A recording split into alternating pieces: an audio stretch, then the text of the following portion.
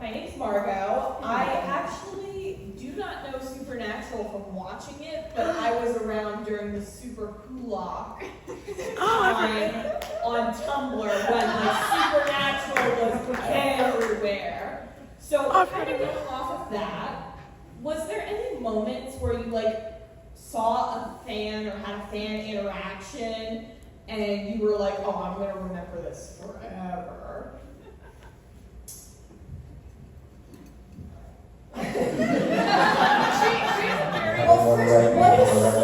What's a super moolah? Oh! Is that Doctor Who? Doctor Who is Sherlock. Yeah. So it was very big at the time where everyone was like, oh yeah, David Tennant wears a trench coat and Castiel wears a trench coat, so they should hang out together and pick out the Winchesters and the TARDIS. And then Sherlock also wears a trench coat, and everyone thinks there's queer baiting in these shows. Oh my so we should God. put them all together. Oh, okay, sure. So, who's the other one that wears a trench coat? No, none of those three. David Tennant. No. Separate. Columbo. No, Constantine. Constantine. Oh, Constantine! Sometimes they throw Why did they leave him out? They bring him sometimes, to be honest. Super Gulak team. Super Gulak team. I have fan actions all the time that I will never forget, but it's not that kind. It's generally just the joy and sometimes the commitment. But no, I mean, I'm not kidding. I'm sure you as well, but I speak for myself, awed by the dedication and the outfits and the knowledge and I'm on my 17th watch of this. I'm like, do you sleep? And again, I learned something new today. There was a super hula. It sounds like one of the monsters they would have killed. Oh, the super hula. You gotta throw vinegar at it and set it on fire. It does. Right? Yeah. Anyway, Mark. Yeah, I don't know about that super hula thing. And if Lucifer wasn't mentioned in it, I don't care. The fan reactions that I remember most are the ones where people tell me that Supernatural helped them get through a real crisis. Like some of them, like real medical crises where it's a live or die scenario for them, and they turn on Supernatural, and it actually gave them a moment's peace, a moment's respite from their pain and the anxiety and the fear that they felt, and it actually cured them. They say laughter and happiness can actually cure you, and I actually felt that it got them out of that bad place. And then I feel like, wow, this thing that I was a small part of, that I participated in, it really has helped somebody's life, and it's made their life a little bigger. They became a little bigger watching the show. Plus, it's a show about heroes, man, where two dudes, two essential orphans, take on the universe and gods and monsters. And we need to see that stuff nowadays because there's not enough heroes anymore. And there's a lot of fear and cowardliness in the world, right? People film other people getting beaten up on metro trains when they need to jump in and take out the bad guy and protect the good person who's being assaulted. And when you see Sam Winchester and Dean Winchester do that, you know what? You can say, that's what I ought to do. And maybe I can do that too. And that makes the world a better place. Well said. And they're human. There's not a lot of human superheroes. Yeah, they don't let humans be heroes anymore. Just right? Batman. Not Batman. Batman, but he's sort of like that he's got a lot of negative shit going on. I mean, huh? He doesn't kill people. He doesn't, but he's sort of a dark dude. That's why I like him. But, he's awesome. But still, we need more of those guys. I would argue, some people would say Sam and Dean are anti-heroes. Or what? Also anti-heroes. They're anti-establishment. Yeah, totally. Total rebels, that's what I love about them. Yeah. And then Jensen's also Batman, so now that's Yeah. Is he really Batman? Is he gonna play Batman now? He's been doing the voice of Batman, right? Yeah. Really? On the cartoons. I know so little. How long has he been doing that? Ever. Really? I'd say 5 years, maybe like 10 years. What? Wow. Yeah. Faux pas. Pellegrino, you're on the outside again. Yeah, I know. Okay, I didn't know that. Really didn't know that. He is back. I text him right now and ask him why he's never told me that. Oh my god. Listen, Jetson. Hi, I'm John. John. When you were playing Nick after Lucifer died, how was it? Like, was it more difficult than just playing Lucifer, or like better for you? I think people found Nick a lot more scary than Lucifer. Oh, you forgot about Nick. Do you agree? Do some of you agree? Nick drove a murder van. And you were in the I murder was in the murder van. van. You were in the murder van. Yeah, Nick was scary because he was a real person, right? And you know, Lucifer, you can have a little bit of distance from because you don't have to believe that Lucifer exists, but there are real monsters in the world. You know, those people like Nick who are on a mission, you know, to kill their way towards salvation, towards meeting Lucifer. So I actually found that fun because it was an interesting color to play. And it was and disturbing at the same time because that's not the Nick I played in season 5. You know, because they obviously when they did season 5 Nick, they had no idea that storyline was going to come up 10 years later or so.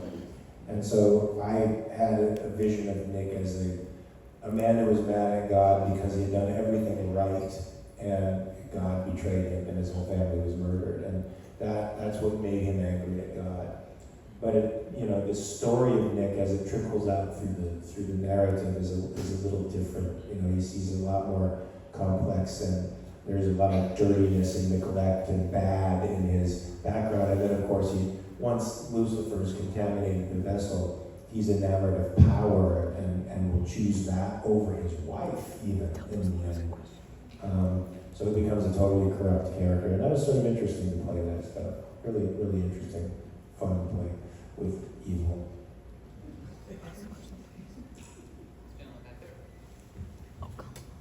Thank you. When I was starting to watch Supernatural, I have to say one of the things I did enjoy was like how informative. Like I've learned supernatural stuff like the Crossroad legend. That was interesting. But my real question is this: if Sam and Dean were to meet Scooby-Doo again, because I'm surprised Scooby-Doo appeared on their show, not the other way around. Oh, yeah. What episode of Scooby-Doo would you want them to meet? Like which monster? Since I was surprised with the Phantom Shadow they met, what would be your first choice if you could choose it? Scooby-Doo monster? Yeah. Oh my god, I'd have to go way back in my memory banks because I haven't watched Scooby-Doo in decades. Was it just, if you just asked me, I'd be like, I think it was always ghosts, which is probably not true. I don't remember. There was always some fraud. There was always somebody, right? Well, it wasn't really a monster, right? There was always a fraud. Yeah. Any kids? I don't remember which one was like my favorite, but I used to watch it all the time. And can I tell you a story? Okay. The dumbest movie I ever cried at was Scooby-Doo.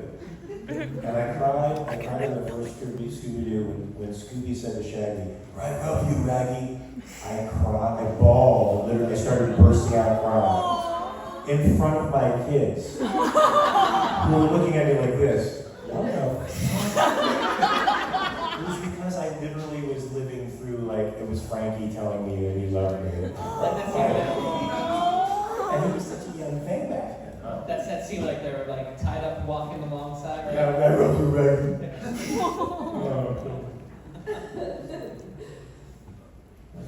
Another question over here? Yes. Hello, so this is from Mark. So I've heard that Jared and Jensen were scared of you because of your box. Is that true? Mark, So they over here. say. Yeah, they say they were. But I don't believe them.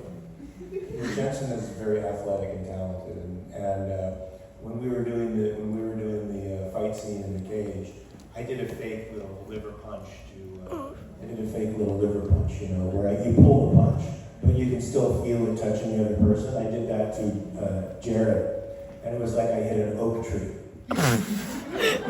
So they may be, you know, they're just being respectful to an old dude. That's what it is. They're like, yeah, he's an old guy. Let's just, we'll say we're afraid. No, I mean, I did box, but, you know, that's a young man's sport. And they're very savvy. So, I wouldn't fuck with them. So I can tell you that inexplicably they have me fighting all the time. Every episode, black eye, split lip, bloody nose, like constantly fighting. And apparently not great at it. Well, you were good enough to beat the fuck out of Cash. That's true. That's true. He was no shit. No, Mary was a good fighter. I was not a good fighter. So when I first came back, they got me a trainer, and I started. Eventually, season 1, I was just trying to like stay above water, and then by not season 1, the first season I was back to season 12. By season 13, I was like, oh, I'm going to take boxing lessons. So I started really getting better at it. So by the time we did our stuff, I had plenty of fights on camera, and I had a stunt person helping me and whatever, but I have to tell you, whenever, like this one hit me in the face a lot. Not really, on camera, hit Mary in the face a lot. And most people, when you're doing your fights, it's like a dance, right? So you punch, but when you do a stage punch, you're this far away from the person.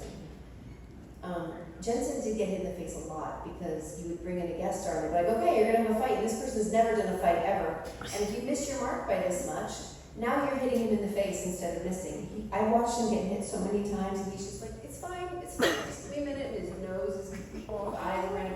He was such a champ about it. However, my point was, there were several times where you had to like hit me or backhand my face, whatever, and because I think of your boxing and just because you're such a good athlete, he'd miss me by like this much. I could feel the wind, and I was like, and he's, what are you, 6'3"? What? I am not 6'3". And he had Lucifer face on, like you're like, okay. And he's like this, and you're like, but because you know your reach and you know your physical space so much, it was, and as I said, like, I'm like, no one else has had to punch this guy, just me, okay. But it could have been intimidating because of your physical presence, and also because it's right here, right there. But I can't speak for Jared and Jensen, but they should have been. Despite the fact that they are also, both of them, amazing at on-screen. And Jared's a big boy. Jared Big, lanky, strong boy. Jared is remarkably tall. I'll wrestle him. I'll wrestle him, but I don't know how it goes. Yeah, they'd be like, I'll do the wrestle. yeah, okay, we'll let you know. Thank you.